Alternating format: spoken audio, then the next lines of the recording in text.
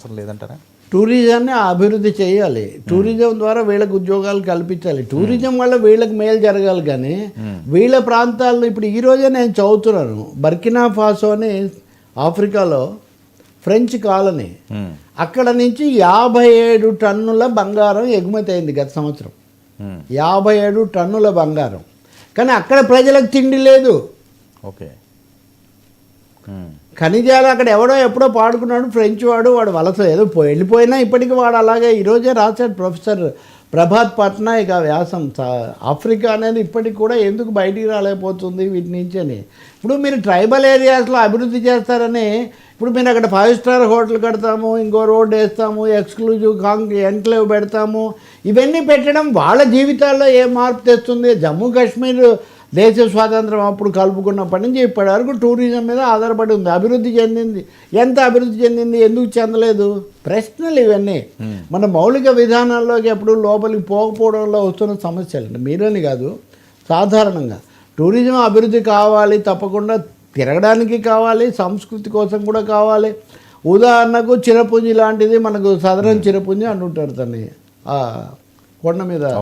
కాబట్టి ఇట్లాంటివన్నీ ఉన్నాయి, అందులో ఏమీ తప్పు లేదు. కానీ గిరిజనులకు ఉపాధి, వాళ్ళ భూమి వాళ్ళకి ఇచ్చి వాళ్ళ వనరులు కొల్లగొట్టడం అనేది కాకుండా వాళ్ళ వనరుల ఆధారంగా వాళ్లకు ఉపయోగం జరగడం అనేది కీలకం. అందులో కీలకమైన ఉద్యోగాలు కూడా అవి అలాగే ఖాళీ పెట్టి అక్కడ ఏదో గిరిజన ప్రాంతమైన అందమైన స్కూల్ పెడతాను నేను అని నువ్వు అన్నావు అనుకో, ఆ పిల్లలకు చదువు వచ్చిందా లేదా అని అది కదా ప్రశ్న.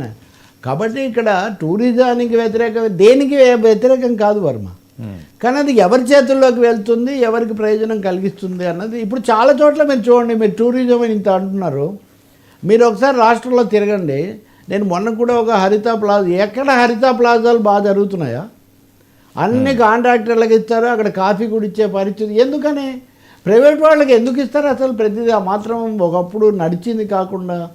కాబట్టి ప్రైవేటు పబ్లిక్ అంటే ఓకే కొన్ని చోట్ల కొన్ని రంగాల్లో, కానీ అది వాళ్ళకి ధారాదత్తం చేసే విధంగా ఇప్పుడు నేను చెప్పినట్టుగా 57 టన్నుల బంగారం, అది కూడా ఏజెన్సీనండి. ఇంకా ఆఫ్రికా అంతే కదండి. గిరిజన ప్రాంతాల్లో భూములను మనం చూస్తాం కదండి. ఇప్పుడు ట్రంప్ గారు ఇవన్నీ మాట్లాడుతున్నాడు. బరీమై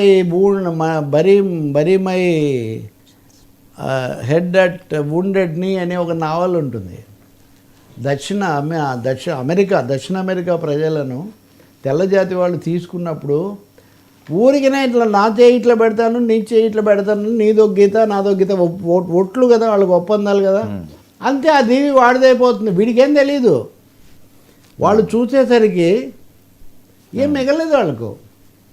కాబట్టి ఈ పరిస్థితి రాకూడదు. ఇంతకాలం అయిన తర్వాత అభివృద్ధి చేస్తామంటే చెయ్యండి, కానీ కేవలం బేరర్స్గా సర్వర్స్గా వాళ్ళు మిగలకూడదు కదా.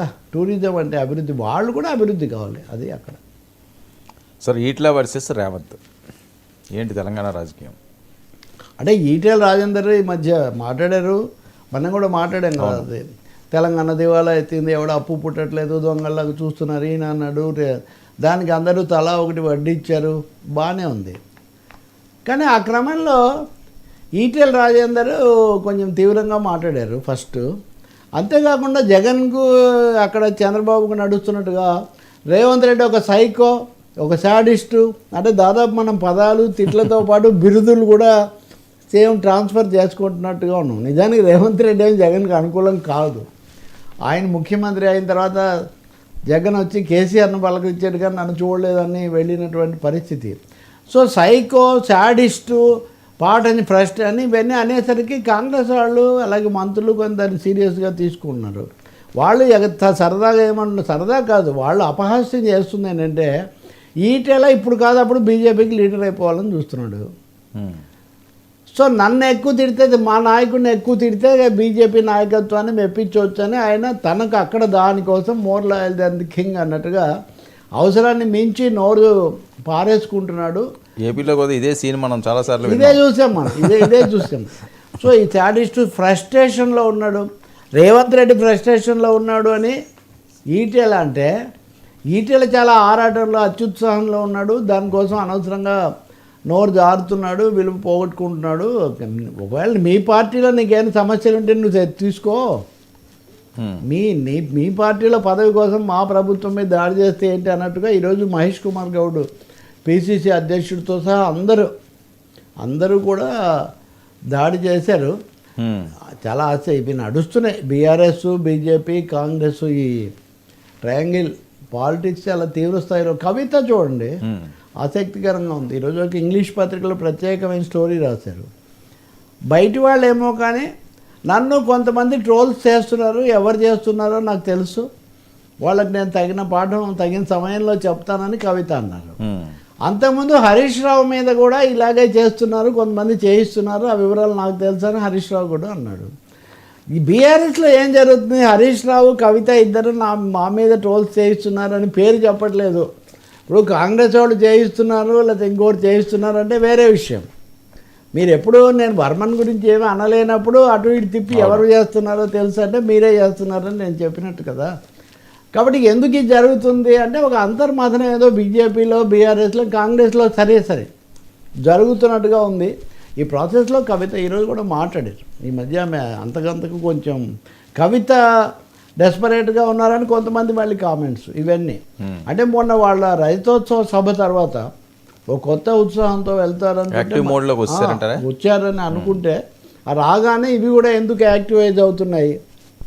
వాళ్ళు యాక్టివైజ్ అవుతుంటే మామూలుగా కొంచెం స్థిమితంగా మాట్లాడతారు కదా ఈటెల రాజేందర్. అవును, ఈయన సైకో భాష ఎందుకు తీసుకున్నాడు సార్? ఇంకా మంత్రివర్గం విస్తరణ చేయకపోవడానికి కారణం ఏంటి సార్? కాంగ్రెస్ అందుకే బ్రేక్ వేసింది. కాంగ్రెస్ అధిష్టానం కారణం ఏదైనా బ్రేక్ వేసింది. చాలా ఆలస్యం.